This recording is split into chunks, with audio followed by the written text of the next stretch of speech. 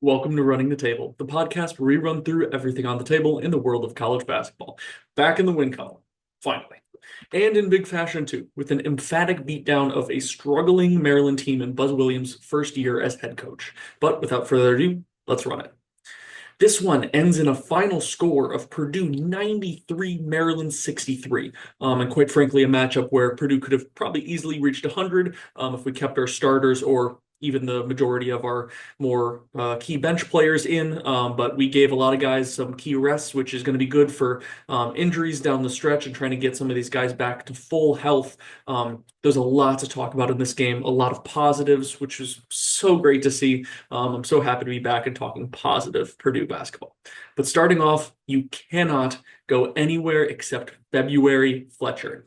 December and January are behind us.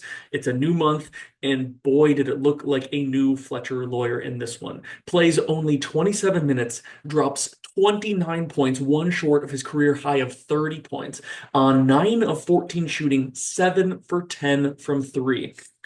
I know it's one game, but man, he looked so much more confident. He looked like an entirely different player than everything that we've seen over the past almost like a month and a half now. And it was so good to see him playing with that level of confidence.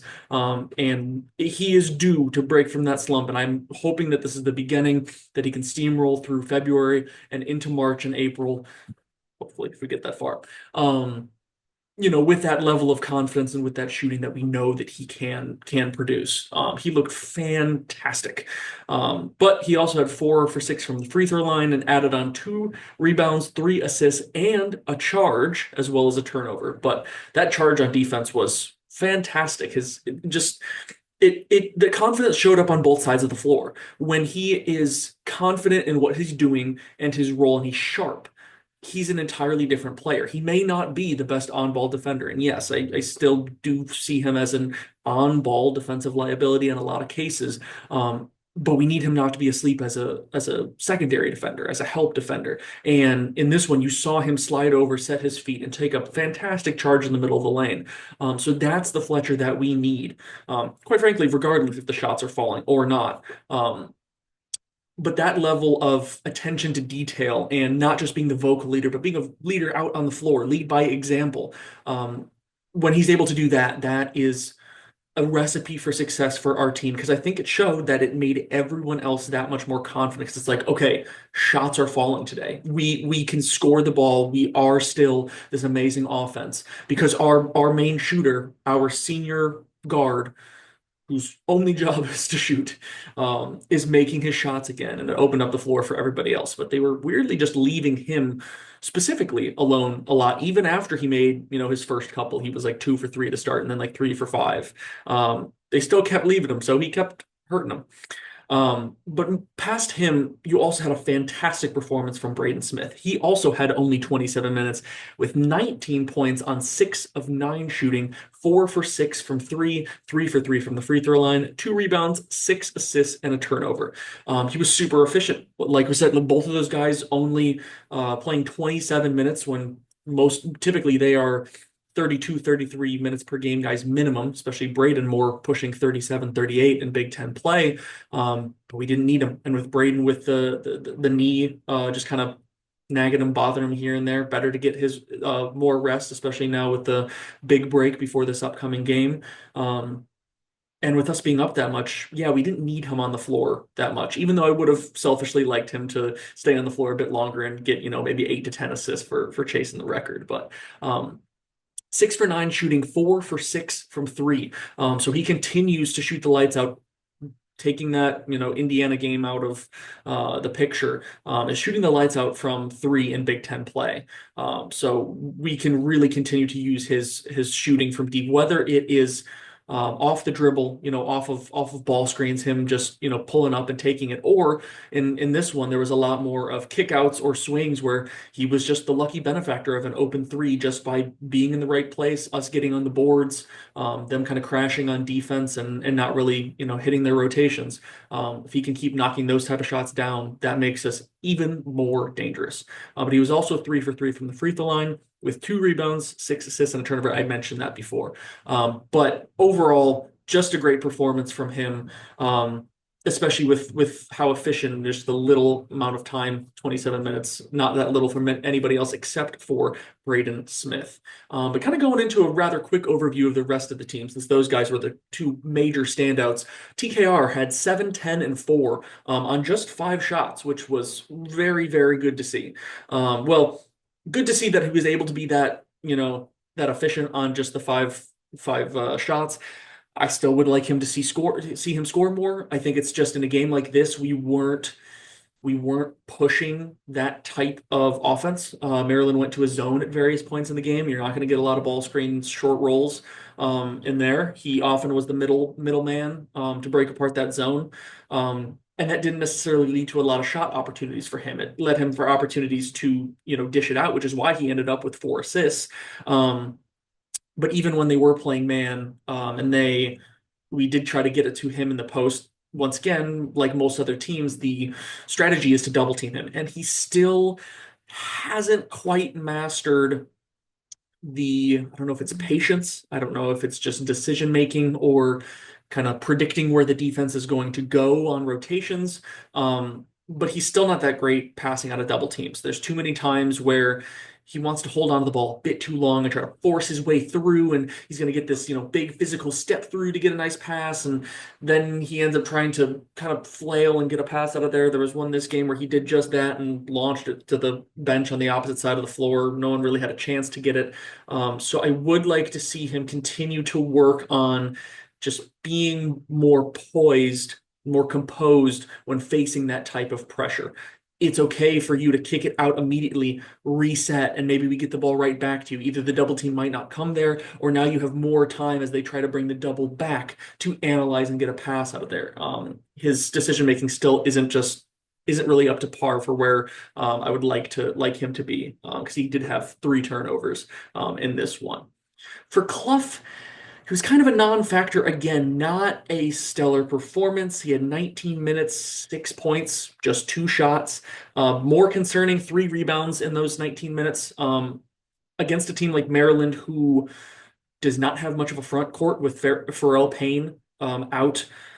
He needs to get back to those aggressive rebounding ways. I'm not that worried about the offensive end because similar to TKR, it's just not really the shots or the offense that we were kind of going for in this one. I mean, he was 2 for 2. His shots that he got the ability to take, he made both of them. But when he's not having a massive effect on the offensive end, he needs to be the star rebounder that he is. His rebounding percentage has been dropping over these last couple of games, with him just not really dominating against some of these great front courts. Indiana, I mean, UCLA should have dominated there too with Xavier Booker and Bilodeau. Neither of those guys are great rebounders. Indiana really should have dominated them. And here against Maryland, 3 games where we just haven't seen that level of rebounding that we saw to start the year in the non-conference, and even maybe to start Big Ten play a little bit. So we need to get him kind of out of the little funk that he's in and figure out where he can fit in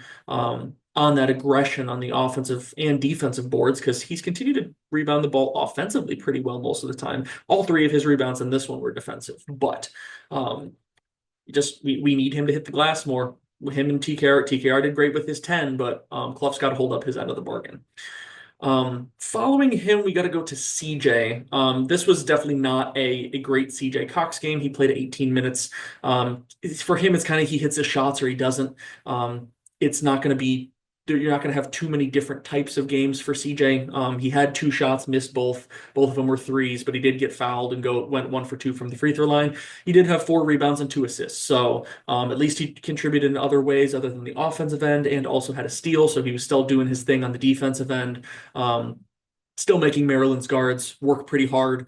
And none of their guards had a great game necessarily, as far as I can remember, other than Darius Adams. But I mean, he took 14 shots to get 17 points. So overall, as long as he's still producing on the defensive end and still being that defensive stopper on the wing that we need him to be, it's okay for him to go over 2 in a game.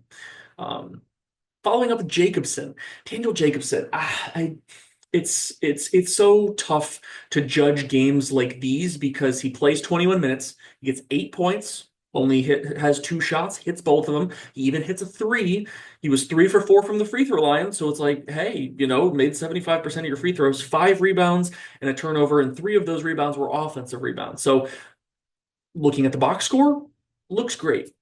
Looking at the game film, looking at him on the floor, still not seeing Big Ten center worthy play.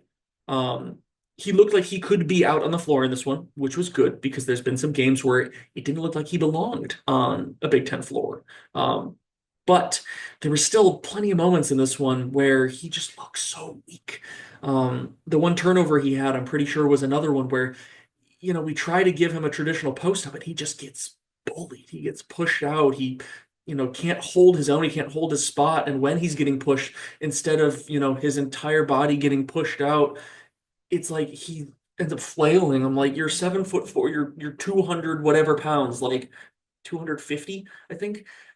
He needs to get a better center of gravity, better balance to be able to bang with some of these guys in Big Ten play, because this is again not a stellar front court, and they still kind of pushed him around.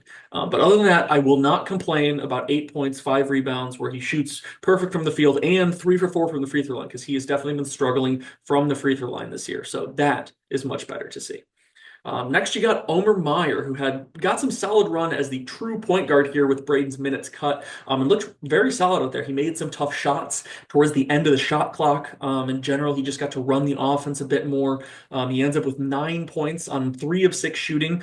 He was 1 for 1 from three, so proving that his three ball is still continuing to fall as he's gotten more comfortable in Big Ten play here. Perfect 2 for 2 from the free throw line with 3 rebounds, an assist, a turnover, and a steal. So, good to see him get some more extended time and time kind of running the show as the point guard, getting him more practice at that, because there's been some times where I haven't been super confident in his fit as a wing with Braden on the floor or with other guys, and him not necessarily being that ball handler facilitator, because he's comfortable with the ball in his hands. That's just the type of player that he is. So we'll see how he continues to grow into that. Up next, you got Jack Benter. Unfortunately, probably his worst showing this season. He plays 13 minutes, 0 for 3 from the floor, all 3 of them being threes, and they weren't particularly close. You're okay with misses where, that just rattles around, or unlucky off the back iron, something like that, but he just looked off. And it's okay. I'm not like freaking out. He did have 3 rebounds, 2 assists, and a turnover as well. So he's still battling the boards, only 3 rebounds in those 13 minutes, but one of them being offensive, and it was a great offensive rebound that I remember. He really attacked the glass still. So he's in a bit of a slump, but that's okay. I mean, he's a redshirt freshman. This is his first year seeing the floor. He is due for a slump, and I believe that he is very much a good enough shooter to work out of it, hopefully sooner rather than later. And once again, around this time and within the next couple of weeks is a great time to break out of a slump and go on a heater heading into the postseason. So that's what I'm hoping for and banking on for Jack Benter. And as long as he keeps contributing on the defensive end and on the rebounding side of things, I'm not going to get upset at him for missing a couple shots. Lastly is Jakari. He had a great off-ball showing in this one. That's really the key for him, is how does he perform off-ball? Shooting, can he knock down some threes from the outside? Can he take some of these passes, pump fake, drive to the rim, either get fouled or finish in and around the paint? And also, of course, then on the defensive end, turning defense into offense, he was able to do that in this one as well. He played 21 minutes and ended up as the third leading scorer with 12 points on 3 of 7 shooting, 2 for 5 from three, a perfect 4 for 4 from the free throw line with a rebound and a steal. And that steal did turn into a dunk at the other end, which was fantastic to see. Is always great to get the momentum going from getting defense turned into offense. So you really can't ask for a much better performance from him in terms of, I mean, other than just knocking down all of his threes, playing off the ball, knocking down a couple of threes, keeping the defense honest when he gets the ball out there on the wing, but also, once again, showing up on defense, guarding their best player on the other end when he's on the floor, getting steals, just being a menace on that end. So I'm very pleased to see, and hopefully he can stack some more games like this, and instead of kind of being like this on and off him and CJ. It's like, pick a guy to have a good game. Usually it's one or the other, not both. Hopefully we can get some more of both of those guys heading forward. Going into a little bit of overview of the team stats, shooting. We shot the ball very well in this one. I mean, we scored 93. That's kind of to be expected when you get in the 90s. But 29 for 55, good for 53% from the floor, and 15 for 30, good for 50% from three. Obviously, 7 for 10 from Fletcher helps, but even without him, the rest of the guys still shot, I believe it was 40% from three. So fantastic shooting all around, especially on the road environments. You never know, if the shots are going to fall. So we definitely proved that our offense is still very much there, and it doesn't have to be at Mackey. We were also 20 for 25 from the free throw line. So Maryland did play some rather aggressive defense at times. They did foul a fair amount. They ended up with 19 fouls, and it did send us to the line 25 times. But knocking down 20 of those is key. I always would love to see us be, 80% and over from the free throw line. I'll take 75%. But it's great to see us, be able to knock down those free ones. Obviously, it's going to matter more in a closer game, but that really helped us extend this lead all the way out to 30 where it ended. Um, but heading into the rebounding battle, this was one where, again, we had to win this one and we needed to win it by more than we won various aspects of, say, the Indiana game. And we did.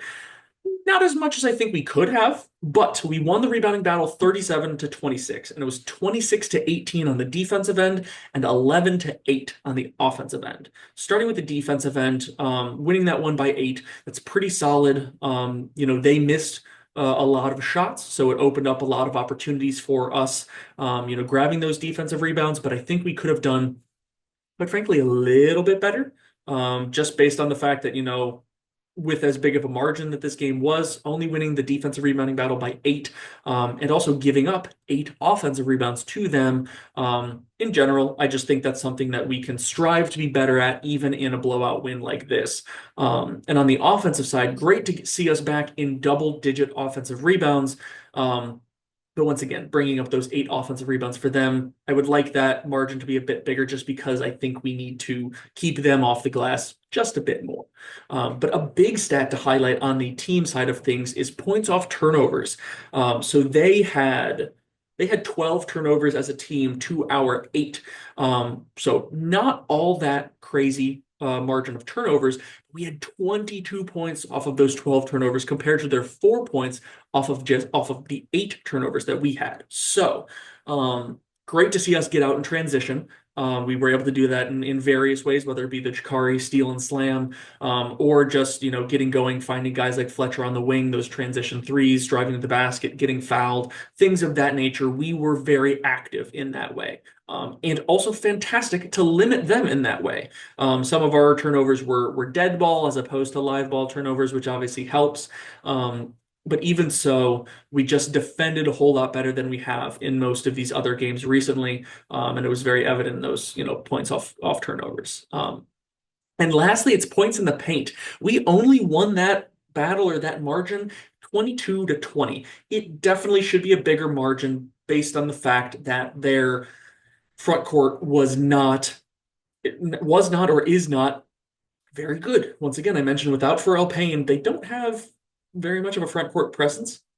Now, again, I also mentioned that just wasn't how this game script went. This game script was Fletcher's hot from three. They're running a zone, which is always going to, encourage us to shoot more threes. We put up 33s out of our 55 total shots. But regardless, I think it's more important that we shouldn't be giving up 20 points in the paint to a team that does not have as good of a front court. So as much as we still won it, it should be a bigger margin. I don't necessarily expect us to score that many more points in the paint with that kind of game script, but we once again need to get better, continue getting better, defending the paint, especially, when a guy like Daniel Jacobson plays 21 minutes and does not end up with a block. A shot blocker of his caliber should definitely have a block in, playing more than half the game. But heading over to some of the advanced analytics, I've really liked talking about these, so we'll keep it going here. Starting off with the box plus minus. You see Fletcher Lawyer, obviously with his amazing game, was going to have a fantastic box plus minus, 26.7 for him. But behind him in his 27 minutes, Braden Smith, obviously also with a fantastic performance with 20.3. So both of those guys obviously led the way. They were our stars, rightfully so. But behind them, you see Oscar Clough with 9.2 box plus minus, and I guess it's because partially because of the fact that he was perfect from the floor, so that 1,000% efficient field goal percentage. Obviously helps him. I did say that I think he was a bit of a non-factor in various ways, but I think that kind of shows that his presence was felt in certain ways, even if he isn't scoring the ball a lot. I do wish that he would rebound a bit more. You can kind of see that in the defensive rebounding percentage that we will go over here in a second. But still, an above average performance by that metric for him. And pretty equal to him, you have Jakari Harris coming off the bench with 9.1. That one I definitely agree with more and honestly feels like it could be a bit higher, given the fact that he scored in double figures. Was able to get a steal on the defensive end. But I guess that one's kind of more about the point side of things, and he was 3 for 7 as opposed to Clough's perfect 2 for 2. But either way, great showings from both of those guys. Obviously, you see some of those guys on the bottom half of the bench. Jack Benter with an unfortunate game. You're never going to have a good box plus minus when you shoot over on the game. But not worried about Liam Murphy or a minus 43 from Aaron Fine. But I did mention the defensive rebound percentage. As a team, 81.3%, that is much better. I still think it could have been higher based on everything we talked about of the actual, rebounding margin. But seeing that stat, I think we should always strive to be over 80% as a team for the defensive rebounding percentage. The thing that's a little bit interesting to me is when you look at the individual defensive rebounding percentage stats. TKR obviously was great, 32.5%, with his 10 rebounds and 7 of them being defensive. But like we see here, Clough 19.9, and that is behind CJ Cox and Omer Meyer. Both of those guys having a higher defensive rebound percentage than Clough. And once again, that stat is an estimate of the percentage of available defensive rebounds a player grabbed while they were on the floor. So Clough was on the floor plenty and just didn't quite capitalize on some of his opportunities on the defensive end like some of the other guys. So that's something to highlight that I think he could definitely do better at and needs to do better at. But still not going to complain about 81.3% as a team. But also, or lastly, I'm going to talk about the assist percentage here, 62.1%. So that means that we got assists on almost 2 out of every 3 buckets that we scored. And that's fantastic. I love that. It shows that we had great team basketball, that we really kind of diced them apart, whether or not it was their man-to-man defense or when they switched into the zone. We were passing the ball around and not playing a ton of one-on-one basketball. That's never really our style, but when we knock down a lot of shots, you're going to see that assist percentage be a lot higher. Obviously, the individual percentage, Braden Smith up at 45%. That's fantastic. But you see, a guy like Jack Benter with 21.6%. So it shows that, in his limited minutes on the floor, he was, being active at the ball. And when he wasn't shooting the ball, he was making the right pass. And guys like TKR and Fletch also found the right guys more times than not with their 28 and 24.3%. So always going to strive for that to be high percentage because that means that the way that Purdue plays is working well and that we are playing good Purdue basketball. We're not a one-on-one team. We're not a, drive and pull up from the mid-range unless you're, Braden Smith, Omer Meyer. But that's just, a good thing to see. But coming up next, the Boilers are back in Mackey this Saturday for a matchup with surprisingly one of the worst teams in the Big Ten. We thought Oregon would look a lot closer to last year's success with Shellstead and Biddle returning, but injuries and lineup concerns kind of flipped their season on its head and has them tied for last in the Big Ten. You don't want to overlook anyone in conference play, but this one should be one that Boilers look forward to. But that's all I've got for today. There's a big time game coming up for the Big Ten title race after this weekend, so stay tuned for more recaps as we steamroll towards March, because it is now February. It's everybody's favorite time of year. But if you want more from us, like, comment, and subscribe. And until next time, I'm out.